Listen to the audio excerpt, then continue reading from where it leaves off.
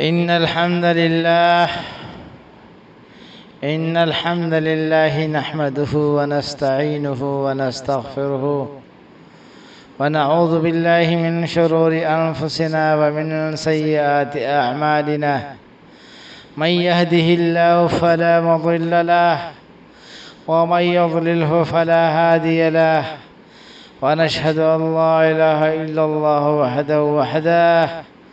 ونشهد أن محمدا عبده ورسوله. أما بعد، فأعوذ بالله من الشيطان الرجيم. بسم الله الرحمن الرحيم. کرانو کتنکو اوریدنکو، ما د ډیر وخنا په دې خبره سوچ کوو چې زه به د خپلو اوریدونکو لره داسې موضوعګانې راوړم چې هغه به د پیغمبرانو سیرتي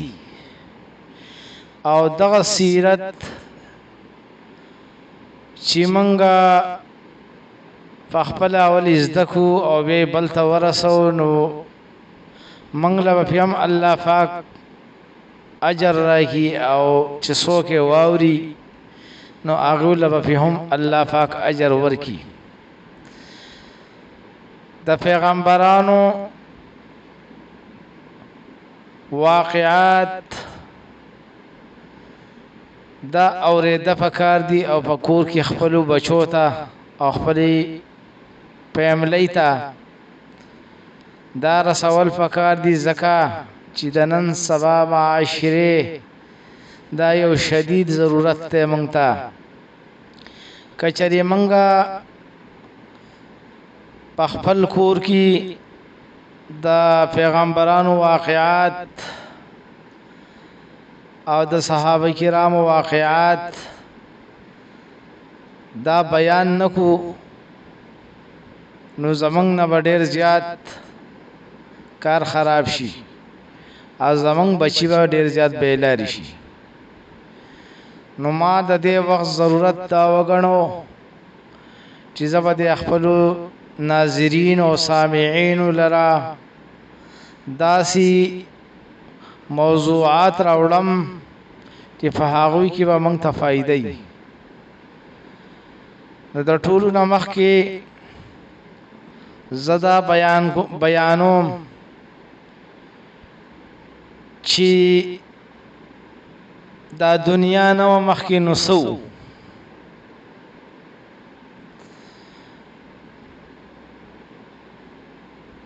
نو دا د آدم علیه السلام واقعا تاسو ته زه بیانول غواړم. او دا ډېرې اوږدې قصې دي او واقعات دي، نو موږ به شارټ کټ بیانو، موږ په دومره ټایم نه اخلو. کله چې دا دنیا نه وه نو مخکې د دې نه څه، نو دا دنیا چې نه وه نو مخکې د دې نه دا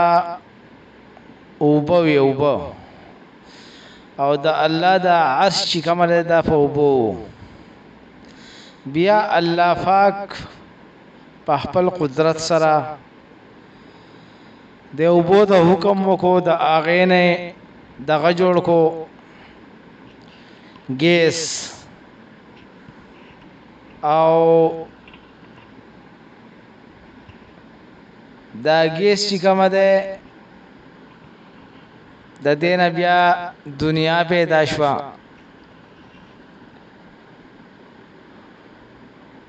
چې دنیا ته الله پیدا کړه په خپل قدرت کامله باندې، نو په دنیا کې بیا مخلوقات پیدا کړه. دا دنیا چې دا په وو ورځو کې الله پیدا کړل. الله ته آسانه و چې په یو غنټه کې پیدا کولای شوې. الله ته آسانه و چې دا په یو غنټه کې هم پیدا کولای شو. خو هغه په د وخت مطابق په ورځو کې الله دا پیدا کړل پدې کې مصلحتونه دي دنه او حکمتونه دي فکر نو چې کله الله رب العالمین دا دنیا پیدا کړه نو په هغه د پاره بیا مخلوقات ضرورت نو بعضی کتابونه دا لیکي چې دا اتل زر نوع مخلوقات دي په دنیا کې اتل زر قسمه مخلوقات دي په دنیا کې او کسړی چې سوچ وکړي انسان سوچ وکړي نو سړی په یو غټ سوچ کې پریوزي چیرې دا دومره ونی او دا دومره وبا او دا دومره بوټي او دا دومره حیوانات نباتات دا خډیر زیات دي خدا الله پاک چې پیدا کړل دی مکمل د سيزونه پیدا کړل دی د دې لپاره چې په دې دنیا کې د دې سيزونو ضرورت ده کدا د دینه کم شي نو هم د دنیا نه چریږي او که زیات شي نو هم نه چریږي په یو میانه روي په حساب کې الله دا پیدا کړل دي درمیانه چې وته ویا دا هغه نه بعد بیا یو مخلوق پیدا کو هغه ته وای پیریان دا پیریان چې دي د مشر چې کما کسته د کم یو چې الله پیدا کړو نو هغه دا ابلیس ته دا مخ کې ډېر یو مخلوق د الله ډېر پرمان بردار او عبادت گزار او تکړه مخلوق د دې نوم چې دینو ازارزیلو مخکی ازارزیلو نو دیو په دنیا کې د دې بیا بچي وشو بیا لکه د ټول پیریانو په دنیا کې اوسېدا چې په دنیا کې اوسېدا نو دیو ډېر شر او فساد جوړ کو پزبک کې ډېر زیات پناه حق به یو بل مړکو او ظلم به کوو په مظلومانو باندې کم چې بده پیریانو کې مظلومان دي دا پیریان هم دي چې زمونږ په شانتي کې څوک پکې ظالمان دي او څوک پکې مظلومان دي څوک پکې کمزوري دي او څوک پکې مالدار دي نو باغو به ظلم کوونو ډېر وخت په دې تیر شو دا په دنیا کې وو دا الله پاک درې مخلوق پیدا کړل درې یو ته وای ملائک هغه د نور نه الله پیدا کړل د رڼا نه یو ته وای جنات یعنی فیریان هغه الله رب العالمین د ور د شغلې نه پیدا کړلی او دریم نمبر مخلوق چې دغه انسان د یعنی منګه الله پاک زمونږه جدي امجد آدم علی السلام چې وو هغه الله پاک د خټې نه پیدا کړو نو الله پاک دا فیصله وکړه چې زه یو د ځمکې له یو خلیفہ پیدا کوم یو نائب ولا پیدا کوم ځکه چې دا پیریان چې کوم دي دا ډېر سخت فسادیان دي او شر پسند دي نو الله پاک د ملائکه ته وې چې زه یو مخلوق پیدا کوم او د دې ځمکې د فار یو نائب پیدا کوم یو خلیفہ پیدا کوم نو ملائکه ورته وې چې اے الله کته د عبادت تفاره پیدا کینو منګ استا عبادت او استا تسبیح کوو الله پاک ته په قران کې دا د قران خبره دا ترجمه ده الله وتو فرمایلو چې په کم کارونو پویګم په هغه باندې تاسو نه پویګئ ملائکه خدا پیریان لیدلو چې دیو بل شرونه او فسادونه کول او نه حق به ویني تو یا ولې یو بل نو بیا د ملائکه وې چې الله ته داسې مخلوق پیدا کړي چې هغه په دې ځمکه کې شر او فساد کوي او د یو بل قتلونه وکړي او یو بل با نه حق وجنی او ویني بتوي نو الله وتو چې په دې زفویګم او تاسو پینې پویګیا او پزماګه کې چې خکار سدي او کپټ سدي دا ټول زما دي او زپدي پویګم او تاسو چې خکار سکوي سوق چې پټ سکي پاګم زفویګم جبريل عليه السلام ته الله حکم وکړو چې لاشه او د زمکینا خاورا راوړه قسمه قسم خاور دي راوړه جبريل عليه السلام راغه او د زمکینه مختلف قسمه خاورې ویوړې سره خاورې تم ویوړه خړې تم ویوړه تورې تم ویوړه سپینې تم ویوړه زیړې هم ویوړه مختلف قسمه خاورې ویوړې او بس دا خاورې چې دي بیا الله پاک دا خټه په خپل لاس باندې واغې کړه د الله چې کوم د قدرت سره خای د شان سره خای داغه کیفیت چاته نه معلوم او دا خټه بیا ډېر وخت پرته و ډېر وخت پرته و چې څومره کلونه به تیر شو پدې کې یو تغیر پیدا شو په دې خټه کې مونږ چې وته خمبيره وایو خمبيره شو د یو تریونتي بوی په کې پیدا شو بیا الله پاک په خپل شان سره د انسان جوړ کو د آدم علی السلام د کالبد د جسم جوړ کو دا په جنت کې پروت نو ملائک پر اتله او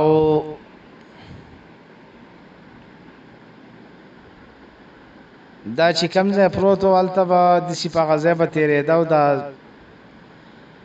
جسم باډي چې کومه پرته و د آدم علی السلام دته وکاتا او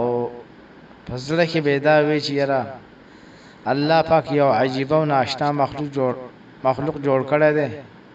او سنا آشنا مخلوق دی د الله رب العالمین پدې کې شیطان هم په دې طرف باندې راغی د شیطان مخ کې په جنت کې وو تر ډېر عبادت ته وجنه الله پاک دا جنت ته خجول او التبو ګرځېدو بولته به ژوندۍ تیرا والا شیطان راغه او د آدم علی السلام د باډیو د جسم یې ولیدو په دې باندې ورته شنو په دې ځل کې وې چې دا خو ټول ډډ دې یعنی دنه خالی دی ډډ دی او دې ټوس نه دی نو کچرته په دې باندې زه مسلط شوم نو دا به ډېر زر خطا کم شیطان دغه یو ارزو کړو یو ارزو ته ورسېدا یو نیت یو بیا د دینه بعد الله فق ملائکه ته حکم ورکو شي آدم علی السلام ته سجده وکړو دا سجده د تعظیم سجده وا او الله رب العالمین وته حکم کړو نو چې الله رب العالمین پس حکم وکړي نو هغه موږ له منل پکار دي فرمان برداری پکار ده نو ټول ملائکه سجده وکړه مگر شیطان د سجدې نه انکار وکړو نو چې شیطان د سجدې نه انکار وکړو نو الله رب العالمین شیطان ته وویل چې اے ابلیسا تا زما د حکم نه ولی انکار وکړو نو ابلیس په جواب کې الله رب العالمین ته وویل چې دا آدم علیه السلام دا تا دا خټی نه پیدا کړی د خاورې نه نو دا خاور چې نه دا د عاجز شه د انسان چرته خیال وکي او سوچ وکي نو په دې ځمکه باندې موږ اساس نه کوو په دې باندې میتیاج خلق کوي ډیرانونه فپراتی غشان فپراتی مختلف قسم یو عجزی د په دې ځمکه کې الله پاک ولا ورکړل. نو شیطان وی چې یا الله تاسو د اور د شغلې نه پیدا کړم او د آدم علی السلام دی د خاوري نه پیدا کړی د خټی نه، نو زب وسره لګما او زبا آدم علی السلام ته سجده کوم. دا خو یو حقیر دغه دی او زما د اور د شغله چی دا چې اور بلندی والا ده په برش لمبه وਹੀ. نو زه خو تا د اور د بلندی نه پیدا کړم، نو زه اوچت یم او دا لاندې ده، د دې وجې نه زه دې ته سجده نه کوم. نو الله پاک بیا دا شیطان ورټو او د خپل رحمت په بن کو او دته وې چې د نن بعد پتا باندې زما رحمت بنده او په دې جنت کې لا اوسېدو الله پاک د جنت نه را دغه کړه نو. پدې کې آدم علی السلام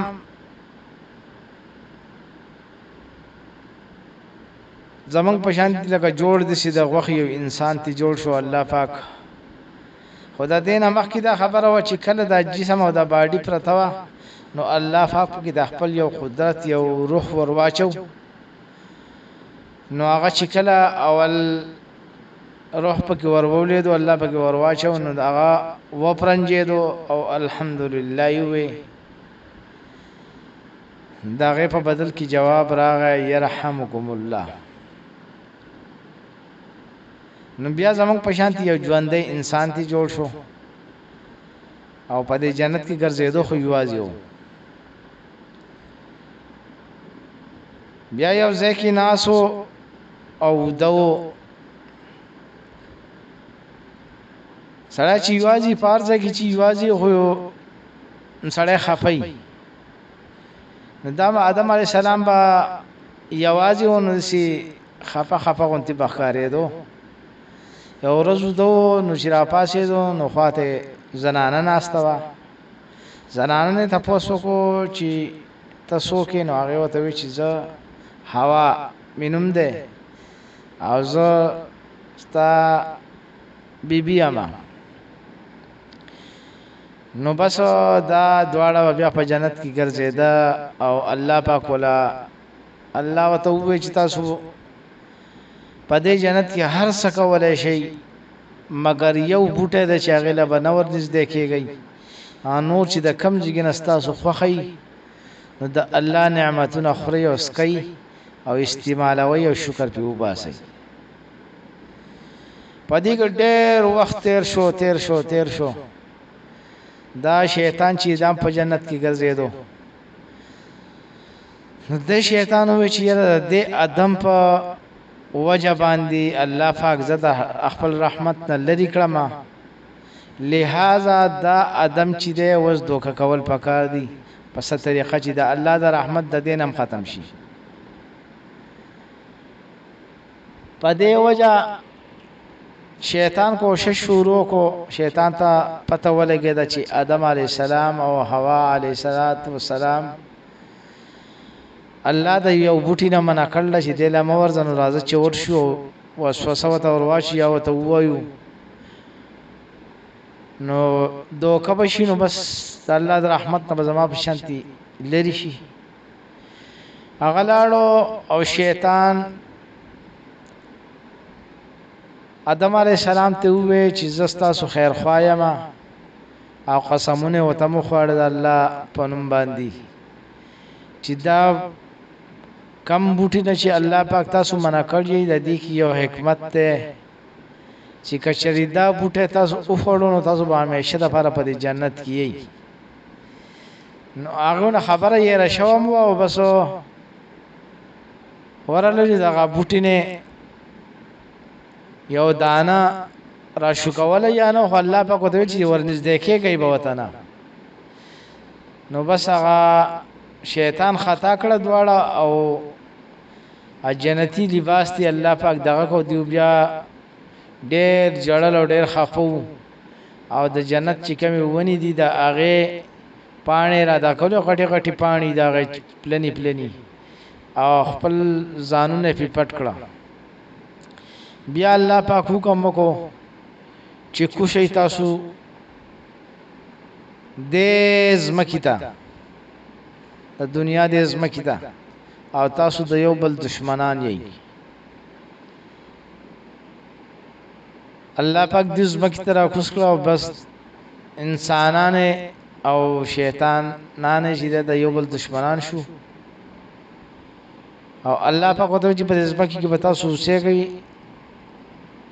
تر څو پورې چې ستاسو نیټۍ د یو مقرر وخت پورې او تاسو به د یو بل دشمنان یې بس الله پاک ځمکې ته راکوز کړه او په ځمکه کې اوسېده نو د آدم علیه السلام نه خطا شو نو آدم علیه السلام ته الله پاک یو څو کلمات ور وښودل هغه کلمات یو دعا ده او دا دعا موږ له یادول پکار دي چې موږ دا دعا زده کړو او موږ یې هم وایو هغه دعا ستاسې ده چې ربنا ای رب زمونږه ظلمنا موږ ظلم کړی په خپل ځانونو باندې وإن لم تغفر لنا او کتا موږ ونه بخلو وترحمنا او کتا په موږ باندې رحم ونکړو لنكونن من الخاسرين وخامخا به موږ د تاوانیانو نه یو او د خسران کوونکو نه به یو نو الله پاک ورته دا دعا ورښول وه نو ځکه آدم علیه السلام دی وی نو الله پاک د دې دعا قبوله کړه د الله په امان